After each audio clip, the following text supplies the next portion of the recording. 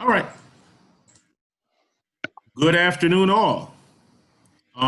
Just want to say thank you very much for joining us here at our speaker series. This is actually something, as I was just mentioning to one of our amazing guests, where we were actually doing this towards the end of the school year because coronavirus. It worked really well. We got great feedback. Students enjoyed it. These videos, we're going to switch to speaker view. These videos will be also recorded and made available at on our YouTube channel. This will be something that we're going to be able to kind of work with throughout the course of the next 3 weeks. There will be one on Tuesdays, one on Thursdays. Each of our speakers are amazing at what they do. They all come with a wealth of knowledge and experience. And they're also, probably most importantly, passionate about helping young people really kind of take ownership and agency over their future. So by all means, take any notes as you need to. We will try to make this a lot more interactive, where you'll get a chance to ask questions once we actually get started. For those of you gentlemen who have been with us before, some of these questions, well, really, this only pertains to Ralph. Some of the questions at the beginning will be the same as the last time, but because we have a new group of students, we'll kind of work with that. So without any further ado, I'm going to let Tahaji run through the rules of the road really quick and get started. All right, awesome. Good morning, students. We're happy to have you. We have 3 amazing guest speakers, as Daniel said. Just things that you guys already know from being in your BizCamp classrooms. Just please keep your mics muted and also keep your cameras on. We want to see all your beautiful faces. Please also respect the room. We have the chat. If you guys have any questions, your questions during the speaking session will go to myself and Daniel. So we'll definitely get to your questions along the way. More importantly, at the end. Last but not least, again, if you have questions, you can raise your hand, drop them in the chat. We'll get to them and share any notes out that we have from our speakers. And most importantly, of course, as Daniel said, enjoy the session, because all 3 of these speakers, they're gonna definitely fill you guys with a wealth of knowledge. So take notes if you can.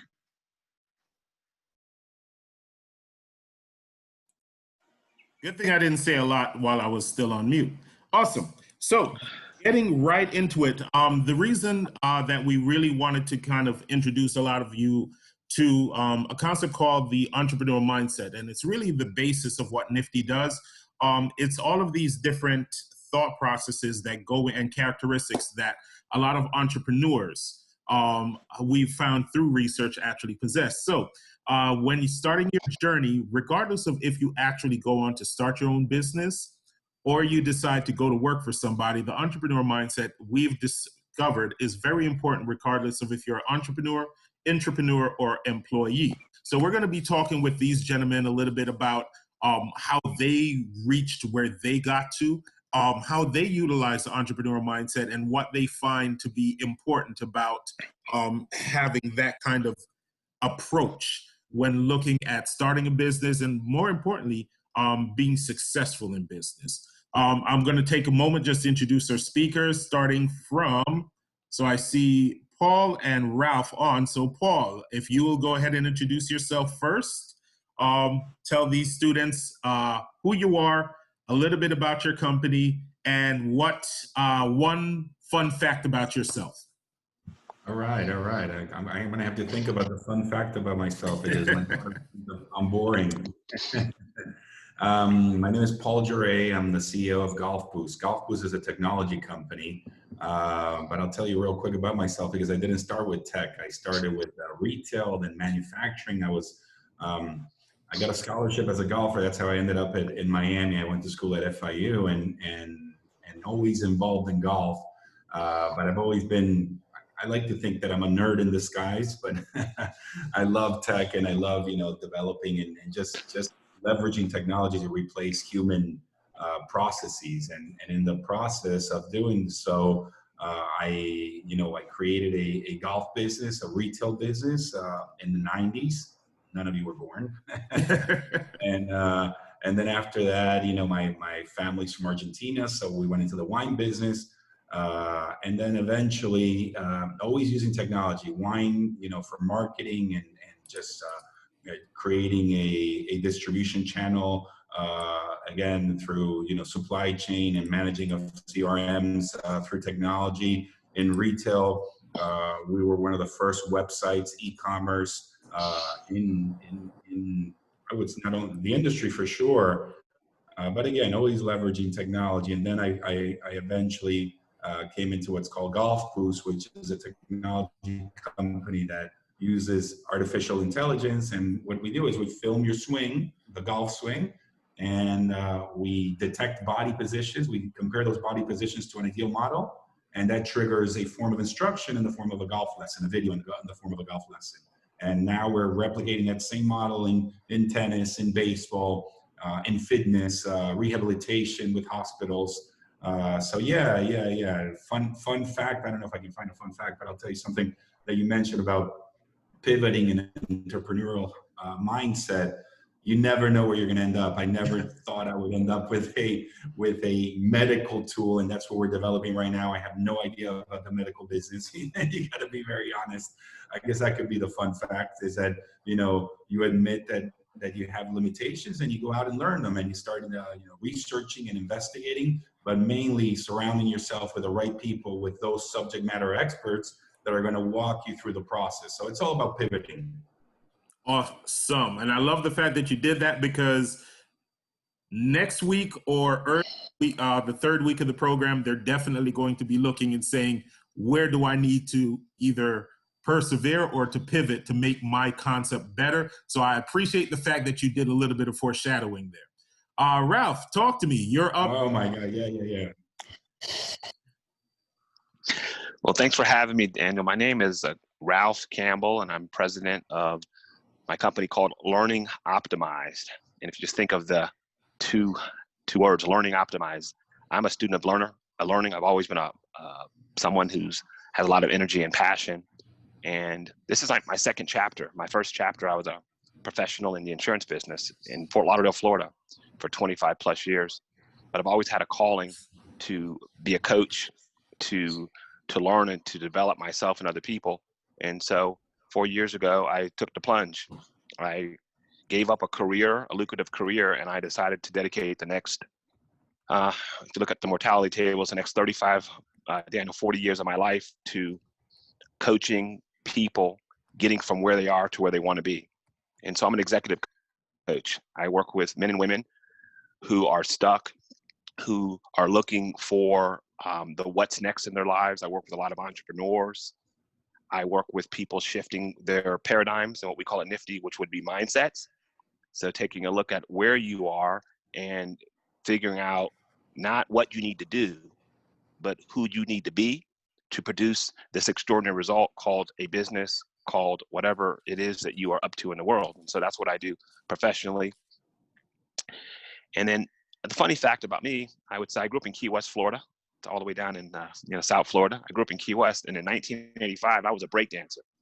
And yes, I see Alejandra. I see a few smiles. I see Alicia Lee smiling. Yeah, I was a breakdancer, and actually, I have proof. So at some point, I don't have it now, but at some point, I will send you a slide of. I don't have a video. I'm trying to find it. Remember, we didn't have YouTube and TikTok and We want to see a TikTok, Ralph. I'm sorry, I'm 50 years old now, but there is a video of me breakdancing, so I'm going to prove that. But I do have a picture. So the funny fact is, I was a breakdancer, and so you never judge a book by its cover. And that breakdancing group taught me character, taught me perseverance. It was my first quote unquote entrepreneurial mindset job, because we had a business manager, we had to manage money and what have you. So that's the funny fact about me. I was a breakdancer. Wow. So I'm happy to be here. Thank you, Daniel. Absolutely. Welcome. Jose, man, you've got the floor, and you've got a bit of a bar to clear on that one. Talk to me. Tell us a little bit about you. Yeah, thank you so much. I appreciate you guys for having me. My name is Jose Flores. I'm the CEO and founder of Indispensable now. I'm a global mindset disruptor and international speaker, coach, and author. And basically what I do is I speak to corporations I have a 20-year corporate America background before I, took the plunge like Ralph did and started this entrepreneurial journey. So I have a corporate America background. So I speak to a lot of corporations on different topics such as entrepreneurial mindset, growth mindset, leadership, diversity and inclusion. And I coach a lot of individuals as well based off of mindset and the speaking industry. As a speaker, I get to travel the world doing what I love to do. So I also have programs and courses, and I do one-on-one coaching for those who want to become speakers and want to become coaches and trainers. And it's amazing. It's fun. I get to do what I love to do, as I mentioned. And it's just all about, giving people a different perspective. As many of you can probably see, I am in a wheelchair due to a condition that I was born with. I don't know if we'll be able to talk about that a little bit later on, but I am in a wheelchair due to a condition that I was born with. And I didn't end up in a wheelchair until I was 22 years old. But haven't let that stop me. I can continue to push forward in life and keep going after life like never before. I attack life every single day. And it's fun to do what I do. I get to hang out with cool people like Ralph, and him and I have worked together on a couple of different projects and organizations, and just impacting people's lives and motivating them, encouraging them, inspiring them, and just giving them that sense of dignity, right? That we're going to get into a little bit later on. But just giving them that sense of dignity and letting them know that it doesn't matter what their life may look like, because their current condition doesn't have to be their future reality. And so a fun fact about me is I used to also, I was born and raised in the Bronx, New York. So I used to break dance as well when I was around 10, 11, 12 years old. When I was 15 years old, I became a DJ, and I used to DJ. And then at 17 years old, I started producing music and built my own studio in the basement of my house. A lot of basement studios in New York. So that's just a little fun fact about me. So you first and foremost, good job clearing the bar that Ralph set by not only incorporating Ralph's fun fact, but then going even further than where Ralph went. So great job about that. I did it right. It would have been a little awkward if I'd done it backwards and had you go first. One of the things I do want to kind of touch on, because both you and Ralph kind of spoke to it a little bit, is that where you are now, and I wrote it down and said your current condition doesn't have to be your future reality. And so where you are now is a far cry from where you were, let's say, when you were the same age as a lot of our students. So obviously, both of you were very interested in something to do with music and the culture of hip hop. But when you look at where you were from high school to now, did you consider or picture yourself being where you are now when you were the same age as a lot of our students? We'll let you start up since you went last, Jose. Okay, yeah, absolutely. I 100% did not, I didn't ever in my wildest dreams think that I was going to be doing what I'm doing today. And again, partly because I have a different, unique situation. As I mentioned earlier, due to the condition that I was born with, the doctor said that I'd end up in a wheelchair at the age of 15, and they weren't even expecting me to live past my teenage years. So when I was a lot of these kids' ages, I wasn't thinking about the future. I wasn't thinking about college. I wasn't thinking about a career. I was just thinking about surviving and staying alive. And so for me, it would music and DJing and the hip hop culture, that's what I embraced and that's what I embodied, because that helped me get through a lot of my dark moments and dark times in my life. As this condition kept taking over my body, that was like my way out. And so, yeah, never in a million years would I have thought that I'd be, turning my weakness into a win and turning my pain into my platform and my purpose and making an impact that I'm making today with all the lives that I touch on a daily basis. Never in a million years, because of this condition, I never thought that I would be able to do anything great in life. I never thought that I would be do anything of significance, trying to survive and stay alive. And once I figured out that the condition, when I was younger, they had misdiagnosed me. And then I found out later on that the condition wasn't life-threatening. So as I mentioned, they said that, 15, I would end up in a wheelchair. They weren't expecting me to live past my teenage years, but this year I have great news because I celebrated my 43rd birthday. I'm super excited about that. Yeah, thanks for all the thumbs up. I appreciate that. And yeah, you know, so I'm excited. You know, I have a beautiful wife and kids, and I get to do what I love, and it just blows my mind every day that I wake up and I get to do, you know, what I absolutely love to do. Man, congratulations, man. You look like you're still in your 20s. You know, that's amazing. But I guess there's a point to saying when you love what you do, the stress doesn't age you as much. Ralph, man, talk to me. I know we've had this discussion when we spoke previously about just how far you are from what you thought your path was going to be when you were in high school. So share a little bit about that with some of our students. Yeah, I'm gonna start at a different angle this time. I'm gonna give your students some data, right? Data is objective. Everything else we interpret, we make up. So here's the data. 50 years ago, the bottom quartile of young people, only 6% went to college. Fact.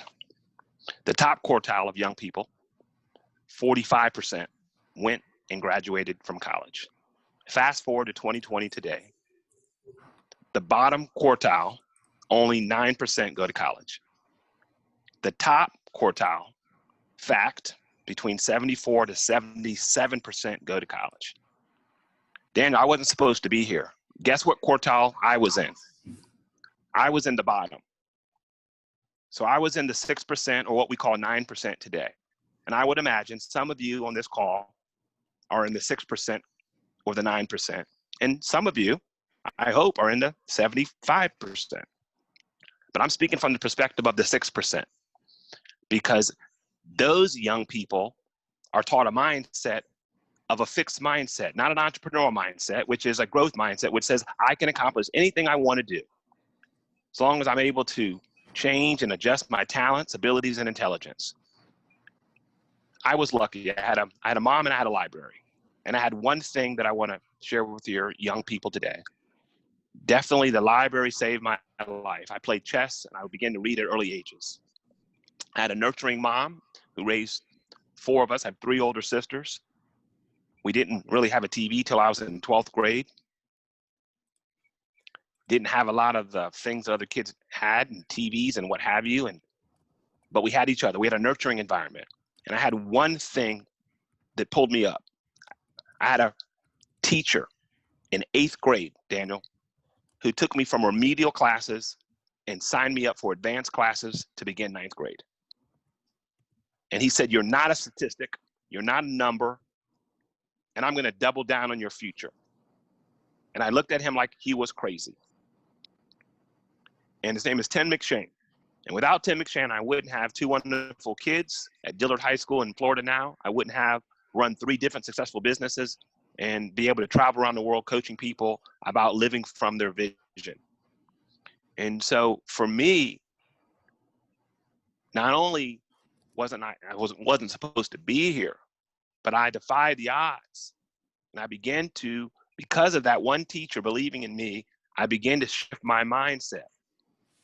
And the definition that I use for what you call the entrepreneurial mindset, I call the growth mindset, is 30 words. And I said it last time, and I'm gonna say it again. And I asked your young, bright minds to write these 30 words down, and we'll get to you as well.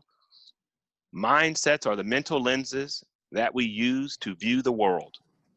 They dictate the information our minds absorb, and such information is what fuels our thinking, learning, and behavior. And so I was able to shift the lenses that I saw the world from the experience of having a loving, nurturing environment, a mother, a teacher that doubled down on me. And from that, I was able to begin to touch people with the gift that I am and believe in myself. Oh man, that's almost a sermon, but this is not a religious event. So we will say that is an amazing thought process. And thank you very much for sharing that with us. Paul, I saw the thumbs up. You knew that you were coming up next, man. How can we? Oh, I didn't. But congrats, Ralph. Amazing stuff. Congrats, Jose, as well. You know, very powerful life stories and success stories. So it's an honor to be amongst yourselves, and for all the students here to be learning from these passionate life stories. Amazing stuff. I just want to share the path that you once think you're going to go on and how it shifts. I mean, my life has constantly shifted. My father wanted me to be an athlete, a golf professional. It's not an athlete. Now it's considered an athlete. Back in the day, it was not an athlete. And we moved from Argentina because of that, because I was offered, a chance at a better living, and for me to, our whole family, my father sold everything he had and came over here with very little and tried to bank on my career, which, imagine the pressure it put me. I was 12 years old. My whole family's moving because I'm supposed to be this next Tiger Woods. And I happened to be my father's disappointment because I didn't become close to Tiger Woods. not even was able to tie his shoelaces. So at an early age, through high school and prepping for this golf career that sacrifices everything, because you're constantly either studying and practicing, no parties, no life, all the social components of a future professional athletes. And need to be separated and basically sacrificed. So when I went to college, I started studying psychology, and even though I had I was playing for the school, I realized, hey, I'm actually not playing for myself. I'm playing for my father, and I have all this pressure and all this resentment, and what's going on with me? And I was still too young to make sense of it, but it comes down to following your own dreams and not somebody else's dreams. And that was a big eye-opening for me. I said, you know what? I need to put my life on a path. And I think I can come back to my fun fact. I started studying theater, which was my passion. I mean, I had some friends that were in high school in all the plays, and I'm like, oh my God, that is so much fun. And I want to be, on TV. And I started studying theater, and I actually went on to act for a couple of decades in Spanish television, which was fun. But again, I mean, it comes down, and now who would have known I would have been in tech, but anyways, it comes down to just following your own dreams and not having to adjust and live somebody else's life. I kind of feel like you buried the lead by saying that you used to act for a couple of decades as your fun fact. So then let's kind of use that as a segue into the next point, which is a lot of the times students believe that you have to win at everything. And obviously at the end of all of this, they're actually going to be competing. There's money on the line, as well as an opportunity to then also go to compete in our national competition as well, where there's even more money on the line. So when we talk about wins, obviously the opposite of a win is a loss. So can you share both from a professional standpoint, one of your biggest wins and then also one of your biggest losses and the lesson you learned from that? No, that's so cool. Actually, it's such an important point. I read a quick quote the other day, and it stuck because it's so amazing. It's so true. That says, whether you win or lose, you always win, because if you won, you actually won. But if you lost, you learned. So I thought that was very cool. And actually, I think Elon Musk said it, and he also added that when you win, you don't lose. You don't learn as much as when you lose. So very interesting stuff. I guess just one of my biggest wins. I mean, we're talking about entrepreneurship and we're talking about business. Otherwise, I would say my family. I'm very proud of my wife, my kids, and trying to be an exemplary father. But with business, it's going into technology. I love technology. Again, I worked with my family. I told you about the sacrifices of a golf career, but I went into the golf business, which was also one of our families. Obviously we had that expertise, but anyways, the point being is that, again, I consider that a loss because, the business, it was just, I considered wasting my time. I didn't enjoy it at all. It was going to work and hating life. I mean, getting in at 8 in the morning and leaving at 6 and not enjoying a single moment of those hours. So that is a huge loss. I mean, especially for you young kids out there, just do what you love, because I mean, otherwise you're just wasting your life, and there's nothing more precious. Now you reach our age, you know, almost 50, and you're like, oh my God, I mean, those years were wasted. And yeah, that is a loss. And the win is just, you know, doing what you love. I mean, I finally got to a point where I'm using technology, which I love. I mean, everything I do, from reading a new article to a new, you know, investigating or researching a new tech that's coming out, from AI to any types, you know, Internet of Things, to any type of, you know, cloud or digital transformation. I enjoy that read, which is so cool. That's awesome. Jose, I didn't want to leave you till last again, so you're up next, man. Can you just share biggest win, but then also a loss and the lesson that you learned from that? Yeah, absolutely.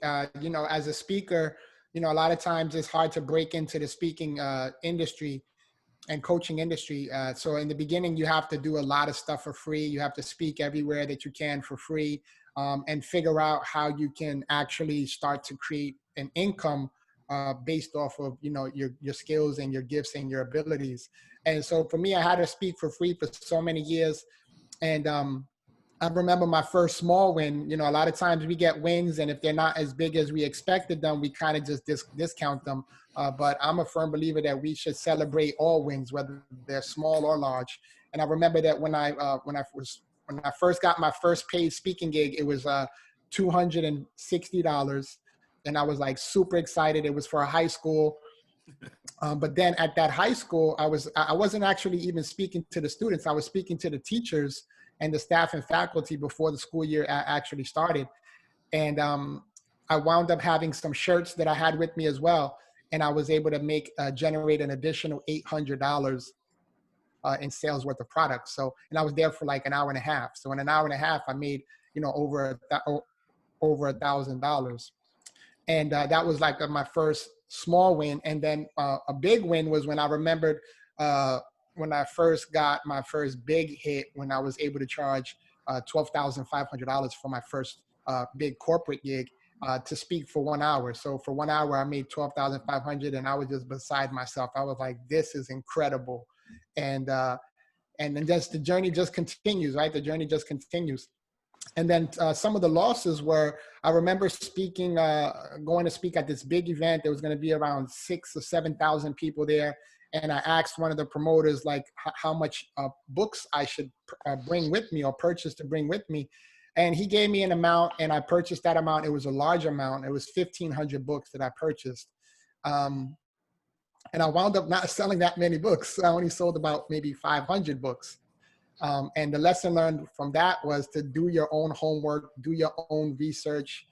Don't always take the word of somebody else. You can if you trust them and you know them, but I didn't really know this guy, and it wasn't a trust factor. I just kind of took his word for it. And I wound up kind of taking a hit financially because I purchased all these books and I wasn't able to recoup that immediately. I did in the long run, but immediately I wasn't able to recoup that all back. And then another loss, just to share with you, was as a writer and a contributor to large publications. I remember when I wanted to get into Entrepreneur, which is one of the world's largest entrepreneurial magazines that are out there. And I tried about 2 or 3 times getting in and sending my pitch and sending my article. And it kept on getting declined, rejected. And I was like, oh man, what am I doing wrong? So I just went back to the drawing board. You know, the lesson learned with that failure or rejection was, you know, to not give up. I just went back to the drawing board. I kept on tweaking it a little bit. And then finally it got accepted, and I got into Entrepreneur. And then I was able to do another article and got into Entrepreneur again. So, you know, that loss or that failure wound up turning into a win later on, because I just kept on moving that needle forward, going back to the drawing board, figuring some things out, tweaking some things, and then just and being persistent, right? Being persistent, I kept on until I actually was able to break through. So lesson learned is just whenever you have a failure in any business aspect, just go back to the drawing board, because it may not necessarily mean that you failed. It just may mean that you need to tweak some things or, rearrange some things or figure out some new ways to incorporate some other things into the plan. and then just keep executing. See, now I love the fact, see, I'm connecting dots. I always listen and then take little things. So basically what you're saying is your loss allowed you to pivot, which we spoke about a little bit earlier, and then get a win out of that pivot. So the loss, lesson, pivot, win.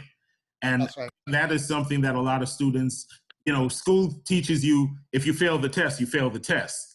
But in life, it's if you fail the test, you get opportunities to keep going back until you actually pass the test. That's right. Same thing for you, man. Biggest win you would say as far as professionally, and then also speak a little bit to a loss and lesson that you learned. Man, they say, for every 10,000 losses, you have a few victories. I could tell you about losses for decades, because that's obviously for me been the biggest learnings.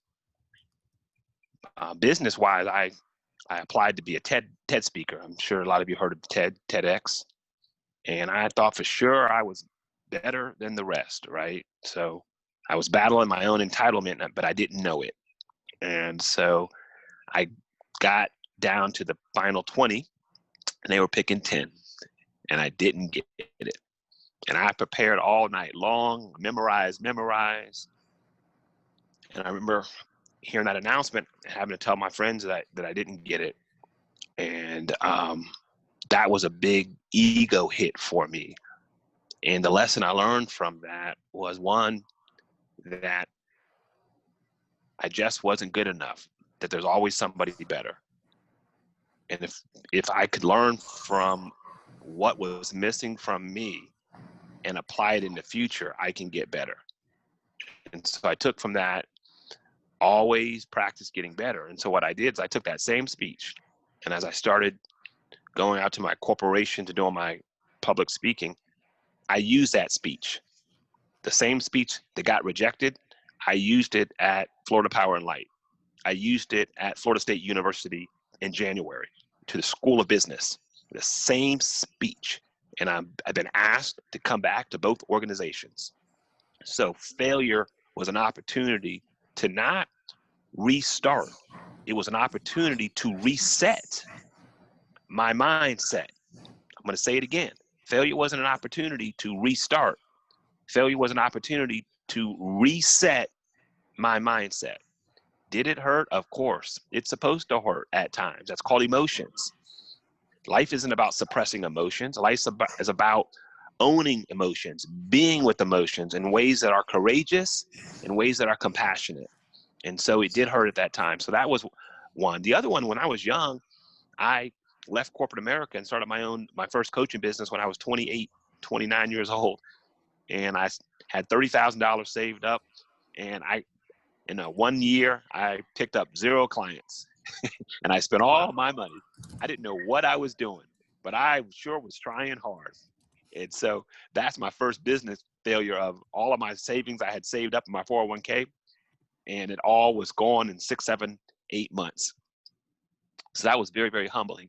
And what it taught me was as Jose said, do your homework. I didn't understand. I didn't have a NFTE. I didn't know what a business plan was, a marketing plan, FIFO, LIFO, profit and loss, R&D. None of that.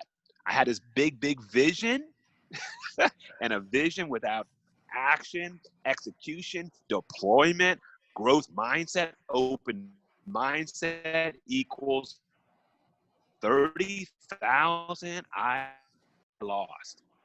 And guess what? Looking back, that was the best. Shift my mindset from what's wrong with them, what's wrong with others, to what needs to shift up here so that I could be the entrepreneur I've always wanted to be. And so that one big loss, and that's a recent loss, this whole TED, and then that happened when I was young. Victories. A recent victory, there's some of you are probably on LinkedIn, and there's someone that's a mentor of mine on LinkedIn, and she does a lot of popular podcasts. She interviews Brene Brown. Some of you have heard of Brene Brown, and Simon Sinek, and some of the others. And there's a college president by the name of Gregory Hale, Broward College. Some of you may have heard of Gregory Hale, one of the largest colleges in the United States. And I told her, you need to interview this gentleman. And I fought for him and fought for him. He didn't even know I was fighting for him. And about 4 months ago, she accepted and she interviewed him. And to me, his interview came out today. It came out today. And she has over 2 million followers on LinkedIn. A lot of people don't know about Broward College unless you live in South Florida, right?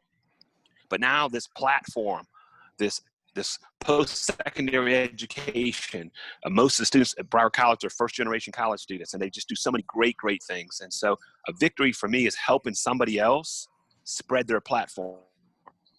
Because when you really get about being an entrepreneur, young people, it's no longer about you. When you really get the entrepreneurial mindset, it's no longer about you. It's about the people that you're surrounding yourself with to bring magic alive in your product or your service. And so I was able to support somebody else's vision, and this vision, education. And now he's going to be able to touch millions of people sharing about the vision of education, of shifting mindsets. And guess what? In Florida, I had a small little thing to do about it. And you never know what that ripple, who in this audience that may affect. What funder out there that may have a few $1 million to help Nifty in the future because this gentleman is representing your region. And so for me, the biggest gift and the victory is to stand for someone else's transformation and let them win, and to leave that legacy without very few people knowing about it. I probably never would have spoken about it if you've never asked me the question, because I got the entrepreneur mindset. It's not about me. It's about making my team win. And when the team wins, guess what? I win. We all win. I love that. And there was a question from one of the students in the chat that was saying, can we explain a little bit about pivot? So it's not one of the questions I have written down, but I do have to remember that not all of the students that are on today took the classes during the school year. So if you can give me like a 15 to 20 second understanding of what it means to pivot. Paul, why don't you jump in with that? When you seem to pivot a lot in your career, you kind of like embody pivot. So if you don't mind speaking into that, Paul. It's constantly pivoting in my life, but yeah, no. And Ralph, I just want to come back real quick, if you guys don't mind. I want to, congratulate on that powerful statement. That was awesome, and it's such an important point to surround yourself with the right people. I'm a constant studier of creativity. I want to know, I want to know what triggers that creative mind or that thought or that idea that's going to build, the next multi-million-dollar company or just a product that's going to help humanity. And it's exactly what you said, Ralph, is surrounding yourself by people, because you cannot be creative or have a brilliant idea on your own. It's a trigger and sparks of different people that are saying different things, and it all comes together, and that's how creativity gets created. Mind being redundant, but yeah, powerful stuff. Pivoting, my whole life, it's all about pivoting. You come up with an idea and you think you have a vision, and it's so important to have a business plan. I do agree, even though you never kind of respect that business plan, but it involves that R&D. It involves, finding out how the product is going to be successful, your market, of course, the technologies or whatever components of that product. But when you have that macro strategy, and you start implementing in a micro level, you're constantly pivoting. You're constantly being thrown as an entrepreneur. First of all, think about it that you're not corporate America, and you don't have the structure to operate as a corporate American company does, which has an accounting team, a legal team, a this and a that. You're constantly being thrown in, all these different hurdles that from making your own, NDAs to actually, doing your own research. You can't pay a research company. Most of the time you can't pay a lawyer. So you're doing your own things, and you're constantly changing. So pivoting, the most recent example, I set out to design or pursue a sports company, and now I'm in the medical field. Again, no knowledge of the medical field. I'm fully transparent, so I'll tell you right now, I don't know when I go to the doctor. I don't know if I have a cough, what it is. I hated biology. I hated, anything that had to do with medicine. And guess what? Now I'm working or trying to develop a product in medicine. So in the medical vertical. So it's pure pivot. Jose, did you want to add anything to that?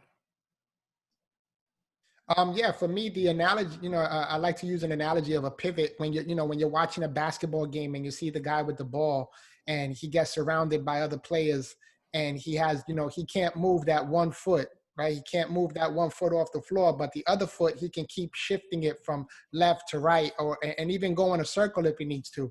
So it's just pivoting means that whenever you feel like you get trapped or whenever you feel like there's no way out, you just have to make a slight small adjustment to the left or right to figure out and see if you can find it, find where there's a way out. That's what pivoting is. It's when something isn't working or going in your favor, you make a small adjustment either way, left or right, and try to figure out that way out so that you can go ahead and make that win and make that score. And then I'm Awesome. gonna put a cherry on it. So pivoting to me, like Jose said, taking that left or right, but it's also being willing to take that step down or back to slingshot forward. I'll say it again, taking a step back, down, across, lateral, to slingshot forward. Yeah, and I love that. I love that as well. Jose, I'll build on that analogy. Such a great analogy because that player was probably going to the hoop and was planning on scoring, but he had a pivot and probably gave the ball to somebody else so that other person can score. That's right. Big time pivoting. Or teamwork, again, back to teamwork. Yeah. Awesome. So after all of that is said and done, we're actually getting to the question of this hour, which is, for you, what does the entrepreneurial mindset mean? And how do you define it and its importance? Now, Ralph, we've heard your idea of what you feel the entrepreneurship mindset is. Jose, we'd love to get your insights on that. Yeah, absolutely. Coming from the entrepreneurial perspective, the entrepreneurial mindset is just always being in a state of constant creation, right? In sales, they have ABC, right? Always be closing. And in the entrepreneurial mindset is same thing, ABC, but it's always be creating, right? Always in a constant state of creation. And also figuring out ways that you can consistently add value to your customers and clients or businesses that you're working with.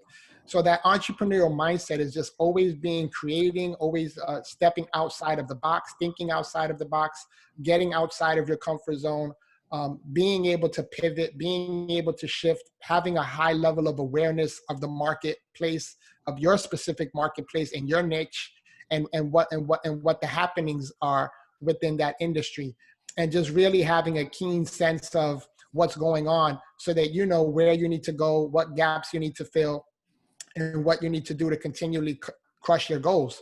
And then in the corporate America aspect of the entrepreneurial mindset, that's a hot topic right now. And even in corporate America, they're bringing in a lot of coaches like Ralph and myself to specifically speak on the entrepreneurial mindset. And when you think about entrepreneurial mindset, that's usually like I'm the owner, I'm the founder, I'm the CEO, I'm the one running the show. And so in the beginning, a lot of these corporations were afraid to talk about this topic because they didn't want to maybe empower those who may have been thinking about going on their own to actually leave the company and go start and do their own thing. But they actually in recent times actually started embracing that concept. Because in the corporate world, if you can have that entrepreneurial mindset, right, that's just giving the employee the sense of ownership, right?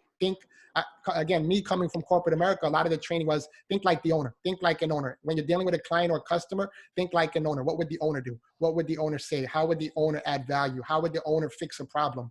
And so when you can have that type of mindset where you do have a level of ownership, not literally speaking that you own the company, but that you have ownership over the situation, over the circumstance, over the conditions, and you can make those decisions. You have the authority to make those ownership-like decisions, whether it's crediting somebody back financially or giving somebody a gift card and mailing them a gift card for their inconvenience, or whatever the case may look like. It's just having that high-level leadership mindset. Because as an entrepreneur, in essence, you're a leader. You're leading in your marketplace, you're leading in your niche, you're leading in your profession.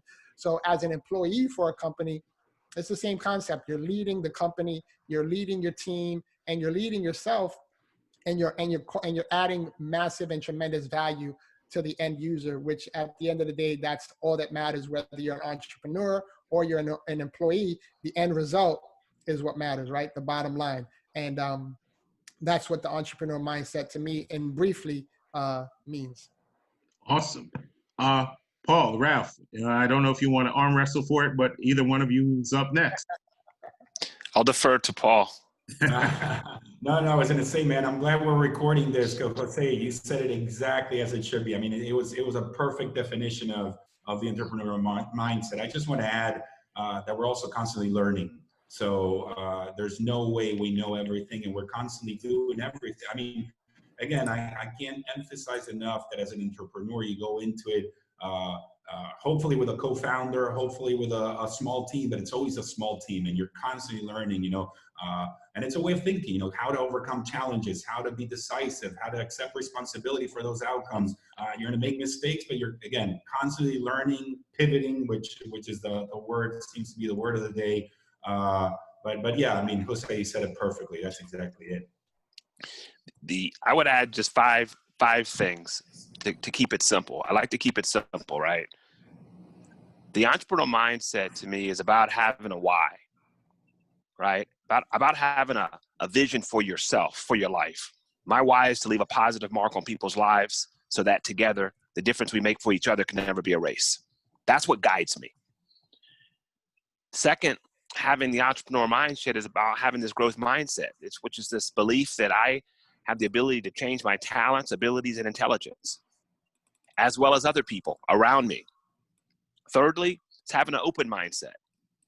So it's the open mindset is this idea that I'm open to the ideas and suggestions of others. And I give those ideas and suggestions time and thought. As an entrepreneur, you're getting a lot of information. The entrepreneur mindset says I'm open to the ideas and suggestions. And I'm going to give those ideas, I'm going to percolate. I'm going to sit on those ideas. I'm not going to be impulsive. I'm going to listen to the idea before making this rash judgment. Fourth one is being outwardly focused. The entrepreneurial mindset, they treat people as people. This is big what's going on today with Mr. Floyd, right? They treat others as people. Their dignity, their inherent value and worth, and it's not happening in the world we live in today. But entrepreneurs, this mindset is they treat others as people, and they look at their challenges and their objectives and their needs, and they try to help. Key word, they look for ways to try to help other people. And then they measure if the help worked or not.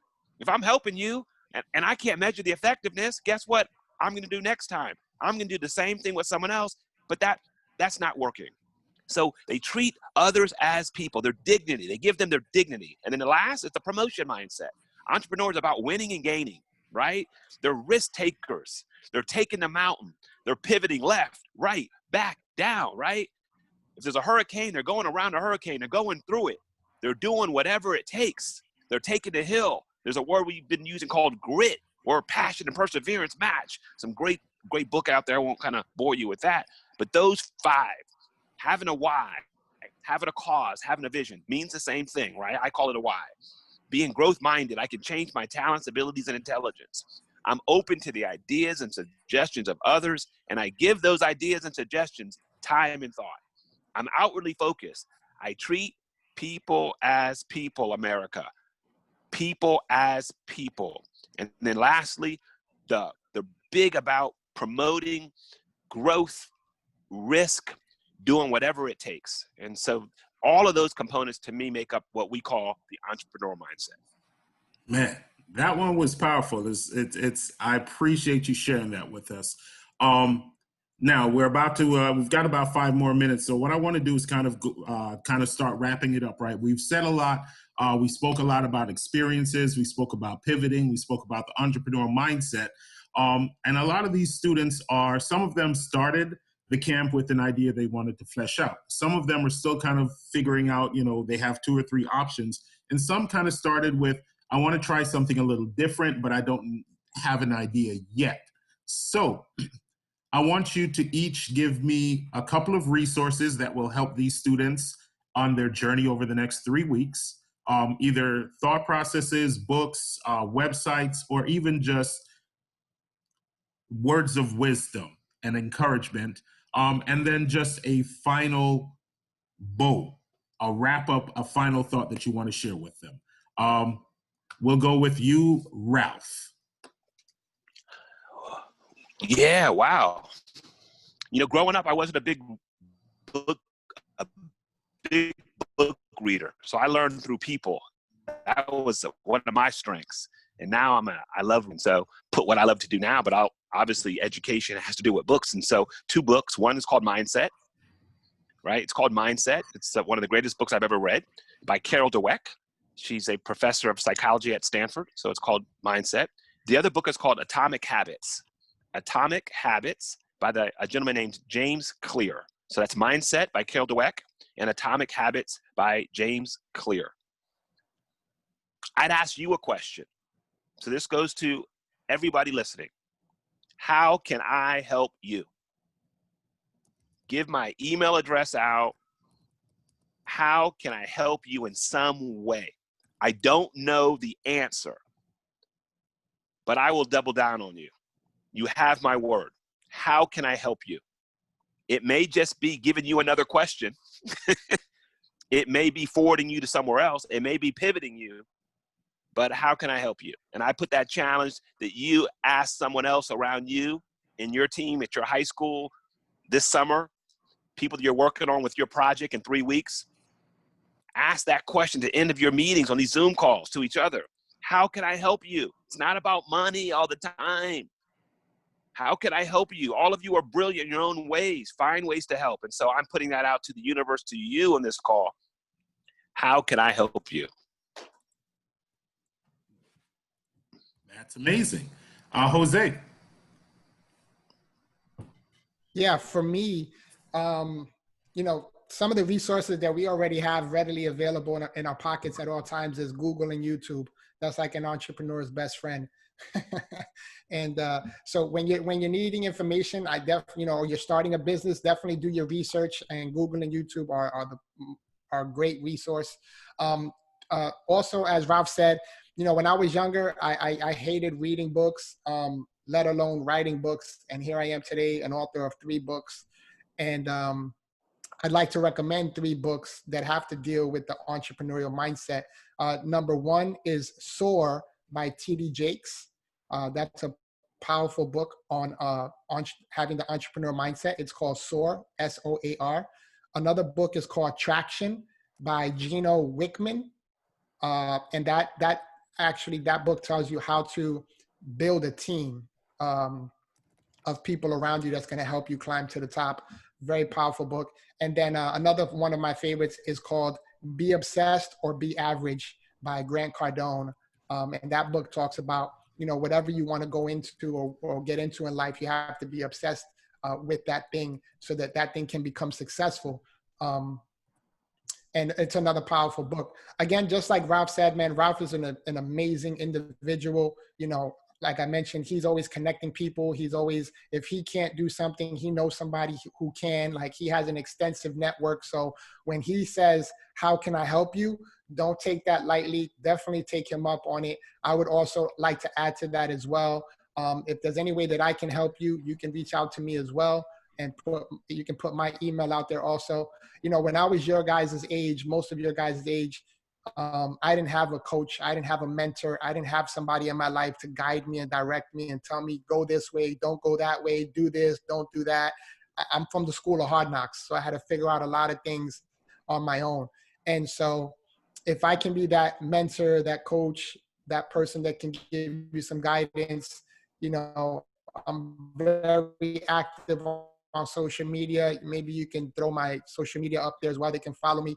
If they're looking for motivation, inspiration, encouragement, or whatever, it's at Jose Inspires on every single platform, at Jose Inspires. And again, they can email me as well at joseinspires@gmail.com if they have any additional questions after today. And I'm gonna plug him because he won't plug himself, right? Because that's what selfless people do. He has a book out now. It's called Don't Let Your Struggle Become Your Standard. It was written several years ago. Last week, it was picked up by USA Today.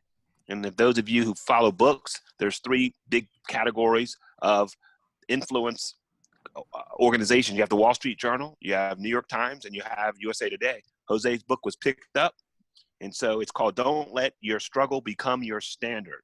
So that would be a book I would recommend all of you pick up. Wow. Congrats, Jose. Awesome stuff. Thank you. Oh, Appreciate it. you get the final bow, final cherry on the top. Wow, these guys are very hard to follow. Excellent stuff. I have one book which I really like. It's a Lean Startup Movement by Eric Rice. It has to do with entrepreneurship. It's got to do with pivoting. It teaches you how to be lean and how to have that entrepreneurial mindset. In addition, I mean, find your the leaders, the successful leaders that you look up to. I love reading about everybody from Steve Jobs to Elon Musk to Gates. I read about everybody, from Benjamin Franklin. There's a great, I love Isaacson. Isaacson wrote, the bibliographer and wrote about Jobs, the Jobs book, but he's got one that's called Innovators. I love that book because it goes through the beginning of technology all the way till today. And you learn from everybody, because every time you read a success story, it includes failures, it includes how they became successful. So you can emulate and you can empathize, and that's a way to learn. Then the other thing I want to say is, just as an entrepreneur, you're always learning, as I mentioned before. You're always raising capital. You're always searching for mentors. So I love the fact that Ralph put himself out there, Jose as well. I'll follow that lead as well, and use us. I'm here to help. I want to help. The network, it really always is about introducing people. I don't have all the, in my early days, I've always been very introverted. I've always been very close-minded. So I didn't want to, hey, give me your number or build a network. And it's so important to build a social currency, that social network, and who you know and who you can recommend. So obviously we've built that now. I mean, I've taken those steps in recent years to surround myself with people that can help out. And I put myself out there as well. I want to help you guys, and anybody I can introduce you to, welcome. I mean, I love how Ralph put it. I don't know how I can help you, but I'm here to help you. We're all here to help. We appreciate you. Thank you so very much, Paul. Thank you so very much, Ralph. Thank you so very much, Jose. To all of the students, I do hope that you actually got an opportunity to pick something up that was of value. I made notes, and I like to think that I know a lot, but you can never know too much. Anywhere in your journey, you can always learn more, and I'm sure all of these gentlemen will agree to that. We will be doing these sessions on Tuesdays and Thursdays. I did put the link to the YouTube channel in the chat. This will be boiled down, and then we'll go ahead and load it up to YouTube as well, so that you'll always have an opportunity to get additional wisdom and gems out of it, because sometimes you miss something the first time you go through it. And gentlemen, I will be absolutely making sure that you receive a copy, or at least access to it, because it doesn't hurt to have, as you go through, let people know, that you are passionate about helping the next generation of leaders. So I do appreciate you so very much. Thank you. Without you, without our volunteers, without those that are willing to share their journey, we couldn't do what we do. We'd like to say thank you to all of you who participated, all of you who asked questions. With that said, have an amazing afternoon. You're welcome to hang out for a little bit if you want to chat. Other than that, please have an amazing afternoon. Those of you in Miss Austin's class, I'll see you at 1 o'clock. Other than that, have a beautiful day. Hey, Bye-bye, everybody. Also, just a quick reminder to all students, make sure you guys are reporting back to your teachers at assigned times to tell you to jump back online. Appreciate it. Absolutely. I don't know if anybody's hanging out for a little bit, but I'm going to keep the room open for about another 10 minutes. If anybody wants to ask any questions they didn't want to ask out loud, you're more than welcome. If I don't know, any of the guests would like to hang out for a few moments, but you're more than welcome to kind of chat with us for a little bit.